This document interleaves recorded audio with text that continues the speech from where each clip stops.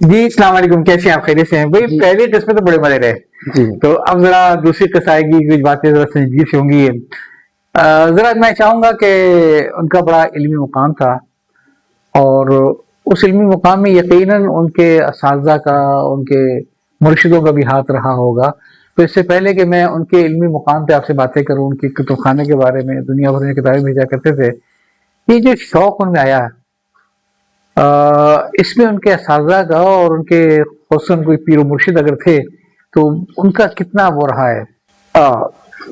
बिल्कुल बहुत अच्छा सवाल है। इसका जवाब मैं बिल्कुल देना चाहूंगा। बाबा जैसे कि हमने पिछले उसमें जिक्र किया, एक उस्ताद एहतराम, एक पूरे कल्चर का एक सिस्टम उस जमाने में अक्सर बेशतर माँ बाप यही तालीम देते थे। यहाँ तक भी कहते थे कि हड्डी हमारी चमड़ी तुम्हारी। बिल्कुल तो बिल्कुल। वो तरबियत, वो सारी चीजें होती थी। वो पेरेंट टीचर मीटिंग की जरूरत नहीं होती थी उस जमाने में। और उस जमाने में पूरा एक कंबाइंड मूव होती थी, दोनों की जिम्मेदारी होती थी, दोनों को पता होता था। बिल्कुल सो ये चीज लेके जब आदमी आगे चलता है, बॉन्डिंग तो उस्ताद और उसकी फैमिली के दरमियान में होती थी ना, तो कोई फॉर्मल मीटिंग की जरूरत नहीं थी ये। एग्जैक्टली हाँ अब की नीड है, ठीक है, हाँ इसमें कोई वो नहीं है। तो जब यही माइंडसेट लेके आदमी आगे आता है, बड़ी लाइफ में, एडल्ट लाइफ में आता है, तो वहां उस्ताद, और फिर अगर उसको एक दीनी तलब है, रूहानी तलब है, तो उसे मुर्शिद की तरफ पीछे, फिर कहते हैं मन जद्दा वजदा, जिसने ढूंढा उसने पा लिया। जिसने तो वो अल्लाह ताला मिलवा देता है लोगों से। अच्छा तो पहले पीर मुर्शिद जो बाबा के थे, उनका नाम महमूद बक्की साहब था। उन्होंने कुछ किताबें भी लिखी। उनकी एक जबरदस्त किताब है नमाज का बरती निजाम। ये नमाज पढ़ते हुए कहाँ कहाँ इलेक्ट्रिफिकेशन, वजू में क्या क्या होता है, साइंटिफिक प्रूफ्स के साथ उन्होंने वो चीजें दी हैं। अच्छा और वो हमारी लाइब्रेरी में है, वो किताब बाबा ने फोटोकॉपी करवा के मुख्तलिफ लोगों को दी थी। तो कुछ अर्से बाबा उनसे मुंसलिक रह सके, गालिबन ये अर्ली 60s की बात है। सो फिर उनका इंतकाल हो गया।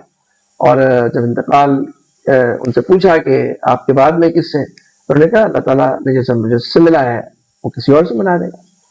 तो फिर बाबा के एक दोस्त के जरिए ही एक और पीर मुर्शिद जो बाबा के आखिरी वक्त तक पीर मुर्शिद है, उनके अपने आखिरी वक्त तक जिनका इंतकाल पहले हो गया 87-88 में, और बाबा का जो साल हुआ है, इंतकाल हुआ है, वो 2016 में हुआ है, 80 साल की उम्र में तकरीबन।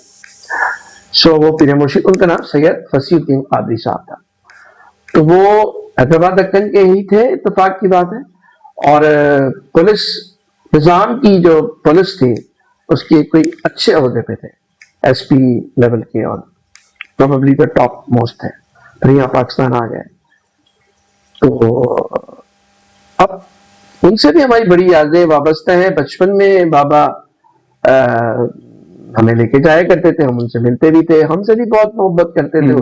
बहुत थान थान से, नाजुक से आदमी, मगर अंदर से बहुत स्ट्रांग लोग वहां जाते थे। उनको एक रूहानी ताकत वगैरह मिलती थी, और हमारी फैमिली के सारे लोग उनके पास जाते थे। हजरत कहते थे आमतौर पे सब लोग। और उन्होंने, बाबा बताते, मेरा नाम उन्होंने ही रखा था।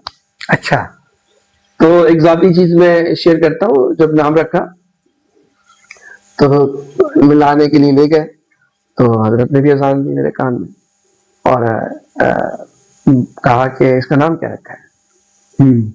तो बाबा ने कहा इसका नाम रखा है अब्दुल वासिल। तो हजरत ने कहा इसका नाम तब्दील करो, ये बहुत जलाली नाम है, ये ऑलरेडी बड़ा जलाली है। क्या नाम रखा था? पहले अब्दुल वासिल। अब्दुल वासे। अब वो वुसअत देगा बंदा, तो फिर किसी और की सोचेगा नहीं ना। और वो अल्लाह की एक सिफत है, वुसअत देने वाला, पैदा करने वाला जी। तो नाम अच्छा है, मगर क्या है, इसकी जाहिर है अल्लाह का नाम तब्दील करो इसका, ये कुछ अंदर से बड़ा चला लिया। तो अच्छा, बाबा ने कहा फिर आप बताइए। मैंने और क्या नाम सोचा है, आसिम नाम, हाँ ये अच्छा नाम है, नबी करीम सल्लल्लाहु अलैहि वसल्लम का नाम है, इसके साथ मोहम्मद भी लगा लो। अच्छा, तो प्रोबेबली वो कहते हैं वो जैसे अंगारे में पानी डाल के ठंडा किया गया मुझे। अच्छा।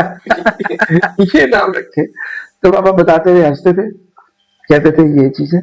और हजरत के पास बाबा को देखा, बहुत ही एहतराम से सर झुका के बैठे हुए, और वो अपनी बात, और कभी कभी बाबा से पूछते भी थे, और कभी कभी बाबा को टास्क भी देते थे कि तुम एक इल्मी कैफियत रखते हो, तो तुम इस चीज पे रिसर्च करके आओ। और फिर वो लेकर आते थे, तो उसमें कुछ सही करना होता था, करेक्ट करना होता था। और बहुत सारी जो लोग किताबें लिखते थे, कहते थे कादरी, इस कादरी कहते थे उन्हें, قادریتوں میں سے جو ہے نا اصلاح کر کے لے کے آؤ، ایڈٹ کر کے لے کے آؤ. کئی کتابیں بابا نے لکھی مگر وہ جن کے نام سے تھی انہی کے نام سے ہے، ان کے نام بابا کا. اور بابا نے ایک اور کتاب لکھی پیام السلام کے نام سے، اور بھی ایک دو کتابیں ہیں، مگر جنرلی بابا نے ویسے تعلیف نہیں کی ہے مگر کئی تعلیفوں میں مدد کی ہے. آپ کے علم میں لائبریری کا بھی ہم انشاءاللہ بات کریں گے. اس کا مطلب یہ کہ ان کے روح کے سفر میں ان کے مرشد بھی ساتھ تھے بہت زیادہ. اور بابا نے ہمیشہ یہ لگا کہ آگے بھی جب ہم نے دیکھا درس و تدریس کا سلسلہ، تفسیر کے جو نکات، اور میں بہت ساری دفعہ بابا انہی کا ریفرنس بھی دیتے تھے کہ حضرت یہ بتایا کرتے تھے، مختلف موقعوں کے واقعات بھی بتایا کرتے تھے. تو اس طرح کی چیز رہی ہے کہ آپ کا جو سوال ہے اس کے مطابق یہ ہے کہ بالکل وہ اساتذہ ان کی زندگی کا لازم حصہ ہے. اچھا، آپ کے والد مرحوم نے کتابیں تو کوئی نہیں لکھی ہیں، لیکن میں سمجھتا ہوں کہ وہ مختلف جگہوں پہ جا کے ایک درس ضرور دیا کرتے تھے، جو علم تھا وہ آگے پہنچاتے تھے. اور اس سلسلے میں وہ غالباً عبدالرحیم جایا کرتے تھے کبھی کبھار. زندگی کے اس پہلو پہ نظر ڈالیے. جی، بابا کا اگر آپ کے علمی سفر اور ملاقاتوں کا سفر، روحانی سفر اگر دیکھیں تو ممالک کی اگر بات کرتے ہیں پاکستان سے باہر، تو ہندوستان، سعودی عربیہ، عراق اور ٹرکی، زیادہ تر ٹرکی اور پھر ہندوستان، کیونکہ ہندوستان میں ظاہر ہے ہمارے دنیال پیسے بھی ملنے جانا آنا ہوتا. اور اس کے بعد اس زمانے میں حالات تھوڑے بہتر تھے، ویزے تھے، سب کچھ تھا. اور پاکستان میں اندرون سندھ کئی سفر ہوئے اور اندرون پنجاب کئی سفر ہوئے، کے بھی گئے. اور میری خوش قسمتی نہیں ہے، اور بھی بیٹے بابا کے ساتھ ہوتے تھے مختلف اسفار میں، مگر زیادہ تر میں بابا کے ساتھ رہا اور اس میں سیکھنے کا، دیکھنے کا، تربیت کا. آئی ہوپ پاکستان کی حد تک. ہاں، ترکی ورکی نہیں لگے گا ان کو. میں ٹرکی 3 دفعہ گیا ہوں. اچھا، یہاں میرے کو چھوڑ ہوگی. نہیں، 3 دفعہ گئے ہیں، اور 2005 میں، 2006 میں اور 2009 ٹرکی گئے ہیں. اور راستے میں 2 دفعہ ہم نے، ایک دفعہ 5 میں اور 6 میں عمرہ بھی کیا. چلیں، تو میں نے ہی کہا کہ بابا ہم ٹرکی جا رہے ہیں، کیسا ہو سکتا ہے، عمرے کا بھی بن جائے. بابا نے کہا اللہ سے دعا کرو، اللہ نے انتظام کر دیا، عمرہ بھی ہم نے کیا. چلیں اس سفر بعد میں آتے ہیں. پہلے پاکستان کے آپ کے ساتھ جانے ہوا تو وہ خود تو کوئی مطلب ان کا حلقہ ارادت بندہ اپنے مرشد کے طریقے سے نہیں تھا، وہ خود تو وہ مرشدی نہیں لی تھی ہے. تو پھر لوگ انہیں کیسے آتے تھے پاکستان کے اندر، کیوں بلاتے تھے؟ یہ ایک اچھا سوال ہے، اس کا میں آپ کو پارشلی جواب دے سکتا ہوں، کیونکہ اصل جواب تو مجھے بھی نہیں پتا کیسے لوگ کیسے کانٹیکٹ کرتے تھے. تو میں بابا سے یہ کہتا تھا، اور بابا اس پہلی مرتبہ جب بابا سے سنی یہ بات مجھ سے کہ جو خطوط کا تبادلہ اور لوگوں کی محبت اور پھر لوگوں میں ذہن میں ہونے والی تبدیلی جو میں آپ کو عرض کروں گا کہ کس لیول تک ہوئی ہے، تو میں یہ کہا کرتا تھا کہ بابا آپ کی جو محبت ہے نا لوگوں سے، وہ اویسی ہے. بہت سارے لوگوں نے آپ کو دیکھا بھی نہیں ہے. خطوط بڑے بڑے دارالعلوموں میں، بڑے بڑے اداروں میں، اور پھر انہوں نے تبدیلی کتابوں کا جو معاملہ بھی ہے آگے چلتے ذکر انشاءاللہ ہم کریں گے. اور ملنے کا جو واقعہ ہوا کہ وہ کہتے ہیں چراغ سے چراغ جلا، کہ ایک چیز ہوئی، امامت کوئی ملنے آیا بابا کے پاس، تو انہوں نے بابا کو انوائٹ کیا کہ ہم چاہتے ہیں کہ وہاں پہ آپ تشریف لائیں، ہمارے مہمان رہے. تو حیدرآباد، کنڈیارو، کنکوٹ، سکھر، سندھ کا تقریباً ہر ایریا آنا جانا ہے. سندھ میں کافی علمی خزانہ ہے، کتابوں کا بھی بہت بڑا جی، بہت بڑی بڑی لائبریری، مختلف جگہوں پہ جانا ہوا. سندھ میں اور پنجاب میں بہت علمی خزانے ہیں، اور سندھ کے اندر کئی گھروں میں اور کئی مدرسوں میں بڑی بڑی اور میں نے ایسے بھی دیکھے وہاں پہ ٹنڈوا رایا والے میں اچھا مدرسہ ہی ہے جو ان کے شیلفوں کی شیلفیں بھری ہوئی تھی ان سندھی کتابوں کی، جو کہ عربی کتابوں کی جو انہوں نے لکھے تھے سارے وہاں پہ. تو کافی علم تو کافی تھا کے آس پاس. تو وہاں سے جو مصنفین ہوتے تھے ان کی بابا سے ملاقات ہوتی تھی. بابا جو ان کی مدد کر سکتے تھے، جو کتابوں کا سلسلہ تھا اس پہ میں اگر آ جاؤں، ایک ٹرسٹ کے ذریعے ایک اہل خیر نے یہ سوچا کہ جو دارالعلوم ہے یا مختلف ادارے ہیں ان کو ایسی کتابیں جو پاکستان میں اچھی پبلش ہوتی ہیں، جو باہر نہیں ملتی ہیں، تو بابا نے وہ ایک سلسلہ شروع کیا. خود اپنے ہاتھ سے پیک کرتے تھے، اکثر کتابیں سلیکٹ ہوتی تھی، ان میں اکثر سلیکشن میں بڑے بھائی وغیرہ شامل ہوتے تھے. کوئی مجھے یاد پڑتا ہے کوئی 23,000 کتابیں بابا نے بھیجی ہیں کوئی 10 سال کے عرصے میں. اور کن کن ممالک میں؟ ہندوستان، پاکستان میں، دونوں جگہ، تینوں صوبوں میں، بلکہ پورے پاکستان میں. زیادہ تر سندھ میں پنجاب میں جو اہل علم کام کر رہے ہو جن کو ضرورت ہے، اور ان کی اپنی بھی کتابیں جب آتی تھی تو بابا وہ بھی ان سے منگوا کے یا فوٹو کاپی کروا کے آگے بھیجتے تھے. اور ہر طرح کی بکس ہوتی تھی اس میں، مذہب کی بھی ہوتی تھی، بین المذاہب بھی ہوتی تھی، اور اس کے علاوہ ادبی بھی، زبان، ڈکشنریز، اور سائنس، ٹیکنالوجی، فنون لطیفہ، سب چیزیں. اور یعنی بابا یہ کہتے تھے کہ نبی صلی اللہ علیہ وسلم کا فرمان ہے جو اس کا ایک جسٹ ہے کہ علم جو ہے مومن کی کھوئی ہوئی میراث ہے. بالکل.